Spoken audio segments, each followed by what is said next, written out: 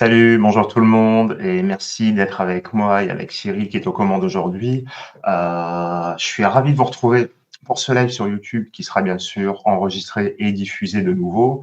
La thématique qui fait que je suis face cam aujourd'hui, ce qui est très rare pour moi, c'est en fait voilà, je vais vous offrir pendant 30 à 45 minutes des réponses et des pistes de réflexion dans le cadre d'une création de société à l'international. Alors, pour celles et ceux qui ne me connaissent pas, je vais vous faire une présentation assez rapide. Je m'appelle Alim Derez, j'ai 38 ans, à mon compte depuis 2010, donc bientôt 14 ans à quelques jours près, et je fais de l'accompagnement à la création de sociétés depuis 2013. J'ai commencé en France et j'ai accompagné des structures au Maroc, au Portugal, en Turquie, en Bulgarie. Aujourd'hui, j'ai la chance de le faire en Algérie et je m'éclate et ça m'amuse. En fait, c'est la raison pour laquelle ça m'amuse, c'est que chaque métier, chaque professionnel que j'accompagne, en fait, me permet d'apprendre quelque chose sur son métier ou d'apprendre quelque chose sur moi. Ce que je vais faire, je vais vous partager une slide assez rapide pour pouvoir voilà, avoir un peu mon CV, savoir un peu d'où je viens et comment j'en suis arrivé là aujourd'hui. Je vous partage ça de suite. Voilà, première création de société, donc je disais, donc on est en 2010, donc ça va faire 14 ans le mois prochain. Au moment où j'obtiens mon master, mon master 2, donc on est en 2010, et entre ma première année de master et ma deuxième année de master, donc je suis prof, j'enseigne en communication en BTS, et pour moi, en fait, l'idée de l'entrepreneuriat arrive assez vite, je dirais même trop vite, parce que avant même d'obtenir mon master, je dépose déjà les statuts de ma première structure, et qui était dans le conseil en communication et surtout en image. Et à partir de là, pour moi, ça a été une suite logique. Je crée ma première société en 2010, j'obtiens mon master, je revends une part, donc je fais une cession de part et je revends des parts en 2013, au moment où je quitte la France pour la première fois. Et c'est à partir de là où je vais goûter au nomadisme sans trop savoir ce que c'est au départ. C'est-à-dire que je vends la société, je monte à Paris, de Paris, je fais Paris-Berlin, Berlin-Istanbul par les routes. De là, tout un tas comment dire, d'éléments assez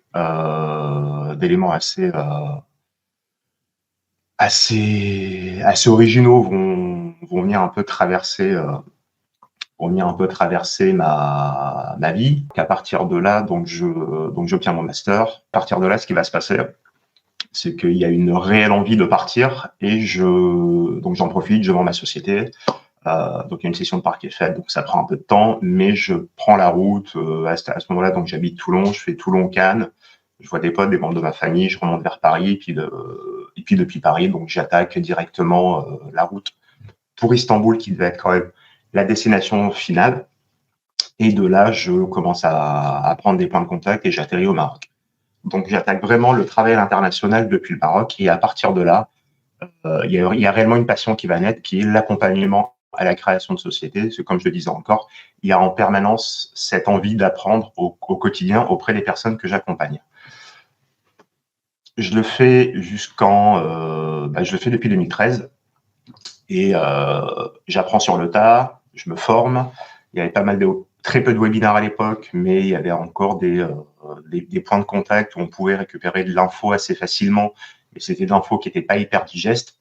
Alors, pour moi, elle ne l'était pas, alors que je voulais en faire mon métier. Donc, je me suis dit que pour les néophytes, ça devait l'être encore moins. Et à partir de là, je commence à structurer une offre. Et j'avoue que structurer une offre va mettre énormément de temps. Pour moi, l'offre va venir se structurer au bout de quasiment 4 ans lorsque j'arrive au Portugal en 2017. 2017-2020, Portugal. Donc là aussi, je fais de l'accompagnement. Et puis à partir de là, je vais m'amuser là aussi à accompagner des sociétés portugaises, des sociétés locales, donc à une meilleure structuration de leur offre en stratégie, en communication, en marketing et autres. Et je vais aussi surtout accompagner des Français qui viennent s'installer au Portugal, et c'est ce que je fais jusqu'à maintenant. En janvier 2021, je lance le podcast avec le soutien de Cyril Michael Caljon, qui m'accompagne toujours sur la coproduction du podcast. Donc, il est derrière pas mal de choses.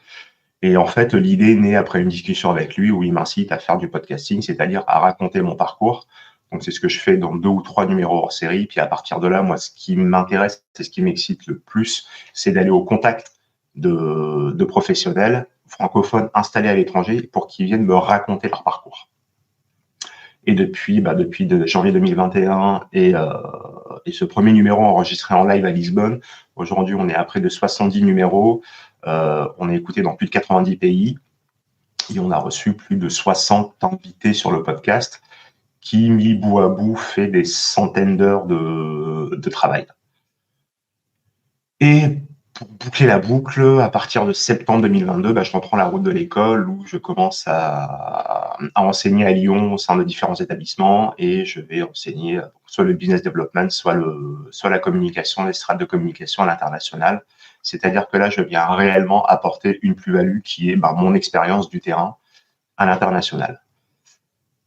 Pour revenir à ce qui nous intéresse aujourd'hui, les questions que j'entends régulièrement revenir, en fait, il y en a 4 que je décide de vous lister ici, donc d'où le thème, donc entreprendre à l'étranger en 4 questions. La première est que j'ai baptisé quel pays pour quelle idée pour quel pays. En fait, c'est très simple. En fait, faut tester.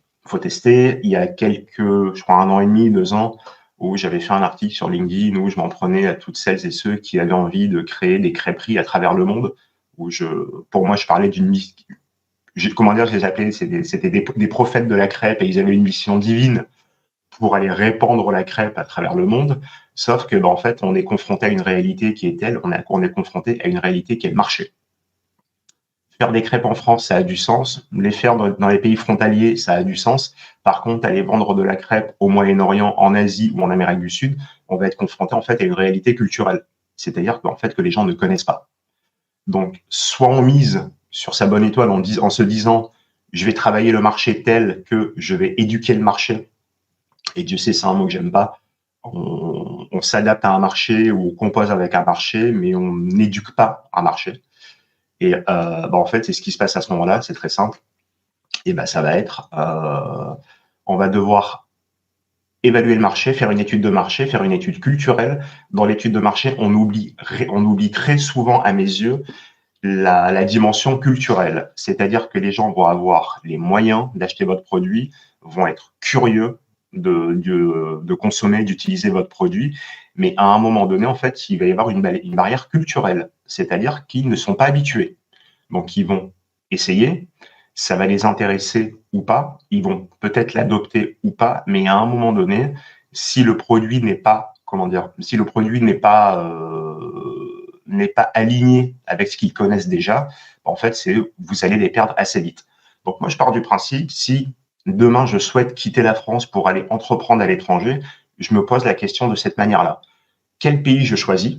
Donc, ça peut être parce que j'accompagne ma compagne, mon compagnon, un membre de ma famille à s'installer à l'étranger et j'en profite pour m'établir à l'étranger aussi.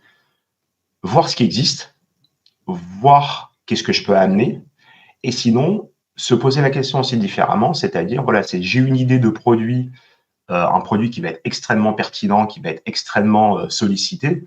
Par contre, à quel public je m'adresse? Et à partir de là, donc là, ça va être, je sais pas, on va reprendre l'exemple des crêpes. Voilà, si je veux absolument faire de la crêpe, où est-ce que je vais aller? Je veux faire de la gaufre, où est-ce que je vais aller? Et ainsi de suite. Après, ça va même être par exemple, sur de l'équipement informatique, sur de l'équipement automobile, sur tout un tas d'objets. C'est-à-dire, demain, je vais me lancer dans le véhicule, je dirais une bêtise, je vais me lancer dans le véhicule au Japon. En fait, le Japon n'a pas de diesel. Donc, tout ce qui va être produit, véhicules deux roues ou autre, avec du diesel, en fait, il n'y a aucun marché au Japon, j'allais dire au Portugal par réflexe, au Japon, en fait, tout simplement parce qu'en fait, il n'y a pas le carburant adéquat. Donc, on se pose cette question. Je choisis d'abord le pays, et une fois que le pays est établi, je regarde ce qu'il y a à mettre en place. Lorsqu'on a une vision d'entrepreneur, voilà, c'est-à-dire l'entrepreneur va choisir un produit qui a une il va y avoir un potentiel succès. Sinon, il n'y a aucun intérêt à entreprendre. Soit c'est l'effet opposé, c'est-à-dire j'ai une mission divine et je crois en mon produit, et ben ce que je fais, c'est que je check l'intégralité des pays en capacité de m'accueillir pour lancer ce produit. Sinon, on se lance pas à l'aveuglette. Ça, c'est la première question qui peut paraître évidente. La deuxième question qui est comment assurer un succès à l'étranger. Là aussi, ça paraît évident, mais c'est pas tout le temps le cas. Pourquoi ça paraît évident d'assurer un succès? Sinon, on n'entreprend pas. On n'entreprend pas pour le plaisir d'entreprendre parce que ça a un coût. Ça va avoir un coût financier, ça a un coût pécunier. On va devoir faire un investissement en temps, on va devoir faire un investissement physique parce que entreprendre, parfois, c'est des nuits qui sont très courtes, des journées très longues. Comment s'assurer d'un succès à l'étranger? C'est très simple, contacter une personne qui est sur place. Alors, quand j'ai contacté une personne, c'est pas une seule. Vous allez venir contacter des gens, on va prendre des Français, vous allez contacter des Français qui sont installés sur place, savoir comment ils consomment, savoir comment ils sont intégrés au sein de la population locale, et ils vont vous donner les éléments clés pour votre business, savoir que consomme la population locale.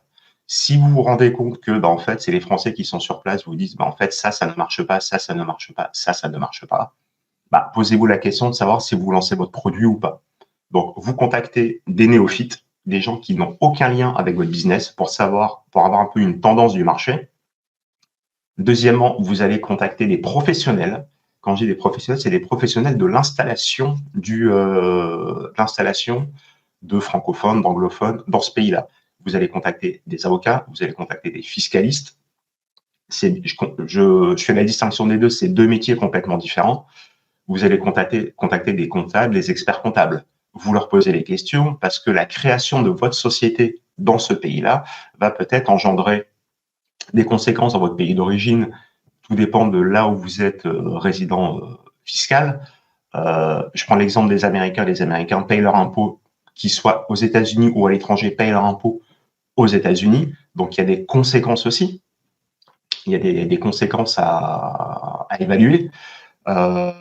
Après, vous allez avoir, donc là, bien sûr, c'est votre avocat et votre expert comptable qui vont vous accompagner sur la double fiscalité. Donc, vous allez avoir des conventions, des traités de non-double fiscalité, par exemple, entre la France et le Portugal, la France et l'Espagne, et un tas d'autres pays. Donc, il va falloir venir questionner ces personnes-là. Alors, généralement, lorsqu'on crée une société, on a peu de moyens.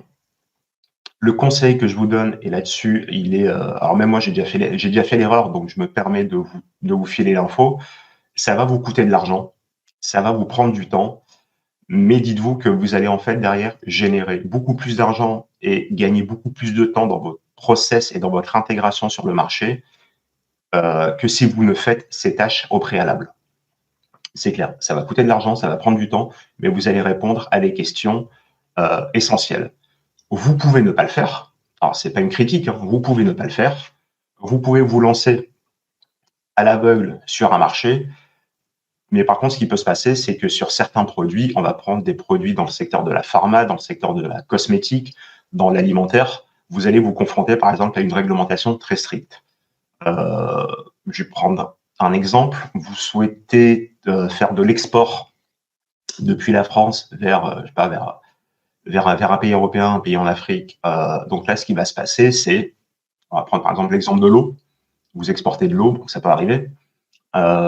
Vous allez avoir un contrôle aléatoire sur votre chaîne de prod. Après, vous allez avoir un autre contrôle, en fait, si on va venir, par exemple, prendre une bouteille d'eau ou un jerrycan ou un fût ou autre sur l'un des containers. On va le tester, ça va être un test rapide. Votre eau est validée ou pas pour l'export, et ça s'arrête là.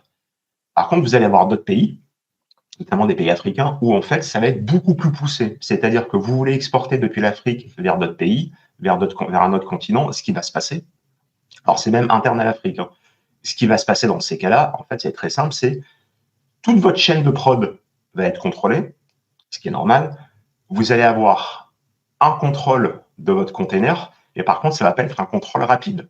En fait, ça va être un contrôle extrêmement lent, c'est-à-dire que votre container va rester sur site pendant plusieurs jours, voire même une semaine ou même 2 semaines, plus si le produit est peut être qualifié de dangereux pour la population. Et en fait, les services sanitaires vont être vigilants. Donc, ça peut durer 2-3 semaines. Pourquoi je vous donne cet exemple? Les frais liés à un entreposage de containers dans un port quel qu'il soit, ça a des coûts. Voilà, ça a des coûts qui peuvent être très élevés. J'ai découvert il n'y a pas longtemps que, par exemple, un container, lorsque on facture au mouvement, donc lorsque le container arrive au port, donc sur un camion, donc il est pris du camion vers une plateforme, on vous facture le mouvement. De la plateforme au bateau, on vous facture le mouvement. Et donc tout ça, c'est à prendre en compte. Là, la seule personne qui est capable de répondre à cette problématique, ça va être un professionnel du transport et du fret dans le pays local. Donc, engagez-le comme consultante ou comme consultant, payez-le ce que vous devez le payer. Par contre, il va vous faire gagner un temps. Et toutes ces petites dépenses au départ, petites ou grandes, hein, ces petites dépenses et ces temps passés à répondre, à poser des questions et à attendre les réponses de ces professionnels vont vous faire gagner un temps fou et surtout vont vous faire éviter le maximum de problèmes possibles.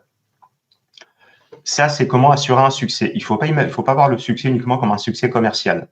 Vous pouvez, en fait, c'est très simple, vous pouvez avoir un succès commercial le temps que votre dossier soit, par exemple, validé par les autorités locales ou autres. Et dans ces cas-là, donc, on peut revenir en arrière et vous demander de retirer votre produit du marché. Votre marchandise peut être saisie, elle peut être placée sous séquestre, et voilà. Et à partir de là, engendrer tout un tas de soucis auxquels vous aurez pu échapper simplement en questionnant des professionnels du secteur. Ça, c'est pour moi le succès primordial avant même le succès commercial de votre produit. On passe à la question suivante. Comment éviter les pièges juridiques? En fait, j'ai envie de dire que j'ai déjà répondu sur les 2 précédentes questions. Comment éviter les pièges juridiques? Très simple, contacter un avocat sur place. Vous pouvez avoir un avocat dans votre pays d'origine qui va, par exemple, vous mettre en relation avec un avocat à l'étranger, donc dans le pays dans lequel vous souhaitez vivre. Vous allez avoir aussi la possibilité de rencontrer des avocats lors de salons, lors de webinars, ou si vous contactez les personnes donc, qui font le même job que moi, c'est-à-dire l'accompagnement à la création de société à l'étranger, vous allez avoir, on va vous mettre assez facilement à disposition notre réseau et vous mettra aussi à disposition notre carnet d'adresses. Ça va être, pour nous, ça nous prend pas de temps. Ça nous prend pas de temps et ça nous évite aussi, en fait, de devoir répondre à des problématiques que vous allez nous poser qui vont être extrêmement compliquées. Moi, je vais prendre l'exemple d'une personne que j'ai accompagnée, non, que je n'ai pas accompagnée, mais que je connais, pardon, et qui, au moment de vendre un produit à l'étranger, s'est rendu compte que ses diplômes devaient être traduits et validés par le pays d'origine. Le problème, c'est qu'au moment où elle se rend compte de cette problématique, ce qui se passe, c'est très simple, c'est qu'en fait, elle a déjà son stock et son stock est déjà presque en route pour arriver sur le pays, dans le pays d'exploitation et dans le pays en fait où ce produit allait être vendu. La chance qu'elle a eue, c'est qu'elle a eu cette information juste avant de filer la marchandise au transitaire. C'est-à-dire qu'aujourd'hui, elle a pu garder cette marchandise et elle a pu la revendre autrement, de manière tout à fait légale, bien sûr. Il n'y a aucun doute là-dessus. Sauf que si la marchandise se serait trouvée dans un container sur un bateau à destination de ce pays, en fait, l'intégralité de la marchandise aurait été saisie par les douanes locales. Et donc là, on parle de plusieurs dizaines de milliers d'euros, voire une centaine de milliers d'euros de marchandises produites quasiment en fonds propres. Et par contre, là, ce qui se serait passé, en fait, elle aurait été face à un désastre qui aurait été, en fait, c'est vous avez plus de je veux dire peut-être une centaine de milliers d'euros de produits dans un entrepôt et au final, le produit, la personne n'étant pas reconnue comme une professionnelle dans le pays où elle souhaitait vendre cette marchandise-là, en fait, l'intégralité de la marchandise aurait été détruite et on lui aurait imposé soit une taxation, soit une amende. Donc là, dans ces cas-là, ce qui se passe, c'est que l'intégralité de sa marchandise, de ses produits, ça aurait été une perte sèche. Donc là aussi, toujours s'entourer de personnes qui connaissent le secteur. Et l'avantage d'une personne qui connaît le secteur, en fait, elle va être honnête avec vous, elle va vous dire je sais faire ou je ne sais pas faire. À condition qu'elle soit honnête intellectuellement. Elle va vous dire je sais faire, je ne sais pas faire. Et si elle ne sait pas faire, et ben c'est pas grave, elle vous orientera vers une autre personne ou vous donnera des pistes de réflexion. Voilà, ça c'est une question qui est comment dire qui est soulevée assez souvent et moi j'oriente régulièrement vers des avocats dans les pays où les personnes souhaitent s'installer et des fois je vais aller jusqu'à dire à la personne c'est je ne peux pas vous accompagner et ne préférant ne pas vous dire de bêtises, je préfère même pas vous orienter vers une personne parce que j'engage ma responsabilité et j'engage ma crédibilité aussi. Donc là aussi, il faut savoir à qui poser la question. Et si à un moment donné, vous vous prenez une porte parce que la personne ne souhaite pas vous accompagner, ben dites-vous, c'est pas grave. La dernière question, et qui n'est pas des moindres, comment financer son projet? Alors, ce que je vais vous dire, ça va peut-être pas vous paraître paradoxal. Comment financer son projet? Arrivez dans le pays, installez-vous dans le pays et prenez un job de salarié. C'est très simple, vous prenez un job de salarié. Moi, c'est ce que j'ai fait en faisant du conseil et un salarié pendant très court au Portugal. C'est le fait d'arriver et d'être salarié pendant quelques semaines m'a permis déjà d'avoir un salaire fixe et d'être accompagné dans mes démarches administratives. C'est-à-dire, j'arrive au Portugal le 17 avril, je fais mon onboarding le 18 au matin. Le 18 en fin de journée, je suis inscrit à la sécurité sociale, je suis inscrit au fisc, j'ai un numéro de téléphone, je suis inscrit donc pour mes cotisations, donc fisc et sécurité sociale, et j'ai un compte bancaire gratuitement parce que en fait c'est la boîte qui m'a recruté souhaitait m'offrir ça dans le pack. Donc paradoxalement, vous souhaitez entreprendre à l'étranger, le conseil que je vous file, c'est commencer par être salarié. Ça peut paraître un peu, un peu fou de vous dire ça, mais commencez par être salarié. Vous allez déjà vous intégrer plus rapidement, vous allez avoir des collègues de travail qui vont vous donner des conseils. Généralement, parmi ces collègues de travail, vous allez avoir des gens qui entreprennent en parallèle ou qui ont tenté d'entreprendre. Donc, ils vont vous filer l'intégralité des tuyaux qu'ils peuvent vous filer sur quelle institution, quel organisme contacter pour créer votre société et surtout comment la financer. Dans le cadre de l'Europe, c'est très simple, vous allez avoir des financements locaux. Donc en France, vous allez avoir des financements locaux, des financements régionaux, départementaux, régionaux, et vous allez avoir des financements nationaux et européens. Demain, vous souhaitez créer une société au Portugal, en Italie, en Allemagne, en Autriche ou autre, vous allez pouvoir avoir des leviers d'accompagnement et de financement auprès de l'Union européenne. Si on parle d'un pays en Asie, en Afrique, en Amérique du Sud, Amérique du Nord ou autre, qui a une convention, un parrainage avec l'Union européenne, par exemple, vous allez pouvoir être accompagné, là aussi, donc être financé pour créer votre société à l'étranger, à condition que cette société ait à un moment un marché dans le pays local. Il y a quelques années, j'avais suivi ce que proposaient la Belgique et le Maroc, c'est-à-dire que la Belgique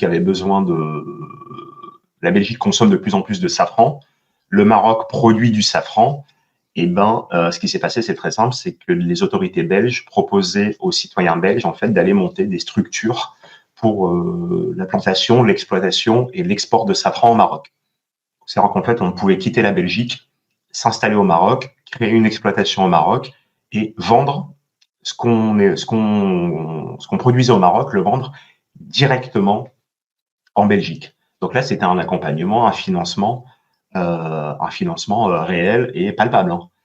Dans d'autres pays, on va prendre un autre exemple. Par exemple, moi, je vais prendre l'exemple de l'Algérie. Vous allez avoir des financements à travers certains projets, soit des projets start-up, soit des projets de création de sociétés qui ne sont pas des start-up, mais qui vont avoir un impact certain sur le marché algérien. Vous allez avoir des accompagnements. Vous allez même avoir des accompagnements depuis l'étranger vers l'Algérie ou depuis l'Algérie vers l'étranger. Il y a toute une multitude de financements possibles. On a dit, donc j'ai dit salariat, subvention, accompagnement, donc financement. Et dans la foulée, en fait, ce qu'il va y avoir aussi, c'est ce qu'on appelle de la love money. Alors la love money, c'est très simple, c'est l'argent que va vous mettre à disposition votre entourage. Donc la love money, donc c'est qu'on pourrait traduire en bon français, donc la monnaie de l'amour, l'argent de l'amour. C'est-à-dire en fait, donc votre entourage va vous permettre de financer votre projet à l'étranger. Là aussi, on est sur un procédé qui est très simple, hein, donc c'est soit des reconnaissances de dettes, soit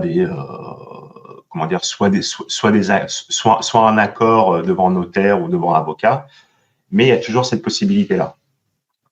Pour revenir aux subventions, le conseil que je vous donne, si vous quittez la France pour entreprendre à l'étranger, l'élément dont vous allez avoir besoin, ça va être par exemple le réseau des chambres de commerce françaises à l'étranger. Donc on prend l'exemple du Portugal, on prend l'exemple de l'Algérie, du Maroc ou autre. Vous allez avoir énormément de personnes au sein des CCI.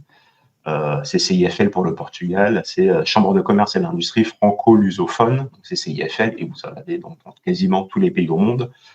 L'avantage, c'est qu'ils peuvent vous accompagner, ils peuvent vous apporter un financement, donc là qui va être très faible, mais qui va au moins vous permettre de mettre le pied à l'étrier et de pouvoir tester ne serait-ce que l'idée, et voire même des fois vous allez avoir des subventions. Je prends le cas de la BPI, donc qui est la banque, qui est la banque qui est une banque d'investissement en France. Vous allez avoir la BPI qui va vous financer des études de marché à l'étranger. Si votre société peut avoir un impact à l'étranger et en France, la BPI va vous financer une partie ou toute votre étude de marché. Pourquoi je vous dis ça? C'est vrai qu'en fait, entreprendre à l'étranger, c'est pas très compliqué à condition d'être bien entouré. Si vous êtes entouré des bonnes personnes, il n'y a aucune limite. Clairement, il n'y a aucune limite. J'ai la chance de rencontrer énormément de Français installés à l'étranger à travers le podcast. Et ils sont tous dans des secteurs très différents. Ils sont dans des secteurs très intéressants pour la plupart. Et ils sont dans des secteurs qu'ils ne connaissaient pas du tout. On va prendre l'exemple d'un invité que j'ai eu en Malaisie, qui est en Malaisie et en Indonésie. Il a vécu entre les deux pays. Et ben en fait, c'est qu'il est dans l'exploitation de vanille. Alors qu'à la base, il est consultant pour la FIFA. Il s'est installé là-bas, il a étudié le marché, il s'est rendu compte qu'il pouvait y avoir une surproduction de vanille et que les pays aux alentours en manquaient. Donc, il a fait une étude de marché qui a été très rapide. Est-ce que je peux en produire? Oui. Est-ce que je peux l'exporter? Oui. Et ben en fait, il a créé son exploitation de vanille. Et je terminerai là-dessus. Il y a différents marchés. Il y a différents marchés dans différents pays. Vous allez être confronté, s'il faut, à différentes problématiques, mais il y a toujours une solution. Un produit qui est, un produit qui est efficace, qui a son marché, qui trouve son public. Donc là, c'est ce qu'on appelle le product market fit. Donc le produit qui rencontre son public, vous allez en avoir partout. Vraiment, c'est partout, vous allez en avoir partout. Sauf qu'à un moment donné, vous risquez d'avoir une réglementation qui va venir un peu casser votre élan. Et ben, dites-vous que c'est pas très grave. C'est pas très grave. Moi, je fais un coucou à Olivier s'il regarde ou s'il voit la rediff. Olivier est français, installé au Portugal. Je l'ai accompagné sur sa création de société au Portugal. Et en fait, lui, son job, c'est d'aller en Asie faire du sourcing pour des sociétés installées en France. Et on revient à la question initiale qui est quel pays pour quelle idée pour quel pays. Et j'ai envie de terminer là-dessus pour la simple et bonne raison de vous dire que en fait, vous pouvez choisir un pays pour vous installer, vous pouvez choisir une zone géographique, un terrain de jeu, donc qui va être l'Asie, comme le cas d'Olivier, et en fait, avoir vos clients en France. Ça n'a pas d'impact. Moi, je prends mon exemple aujourd'hui, je suis rentré en France il y a 4 ans, et s'il faut, je passe quasiment la moitié de l'année à l'étranger, sur différents pays, puisque je bouge énormément. Aujourd'hui, mes clients, littéralement, sont sur 3 continents. Donc, j'ai des clients sur 3 continents, et mes clients se moquent de savoir si je leur réponds depuis Lisbonne, depuis Toulon, depuis Alger, depuis Bruxelles, depuis Berlin. Ils s'en moquent royalement. Donc aujourd'hui, partez du principe que, en fait, vous n'avez aucune limite. Et même lorsqu'on fait du produit. Lorsqu'on fait du produit, si je me suis amusé en début d'année à vendre des infusions, donc à vendre des tisanes, du thé, en fait, mes paquets sont prêts à Toulon, ils sont installés à Toulon, et lorsque j'ai besoin de les envoyer, donc je dis aux gens, je suis hyper honnête avec les gens, c'était le cas pendant les fêtes, on m'en a commandé, j'ai clairement dit, je ne suis pas à Toulon, la personne qui m'aide là-dessus n'est pas disponible à Toulon, je peux vous envoyer votre paquet que le 17 ou le 19. La personne devait le recevoir le 22, et ben elle l'a reçu le 21, et c'est très bien pour elle.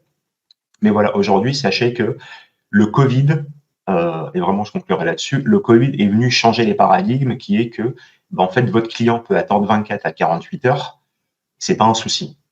Il peut vous contacter, vous êtes dans un avion pendant 3-4 heures, là aussi, c'est pas un souci en soi. Donc il va attendre, et il s'adaptera un peu. Après, à nous aussi, en tant que professionnels, d'être hyper réactifs et d'être honnête avec lui.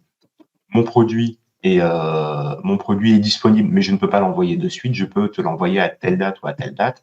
Je m'engage à ce que tu le reçoives à un moment donné. Et là-dessus, là aussi, ça permet de gagner cette confiance. Et je vais finir là-dessus.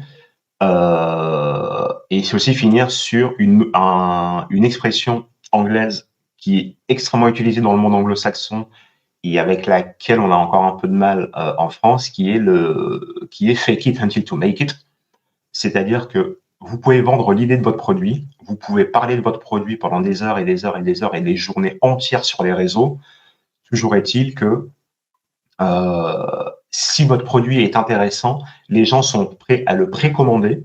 Donc, vous allez devoir vous créer une trésorerie pour pouvoir faire de la R&D, donc la recherche et développement pour ce produit, jusqu'à pouvoir le lancer de manière officielle et définitive. Voilà un peu la chose sur laquelle je souhaitais terminer. S'il y a des questions, bien évidemment, je les prendrai en compte et j'y répondrai en live. Ça sera enregistré, partagé.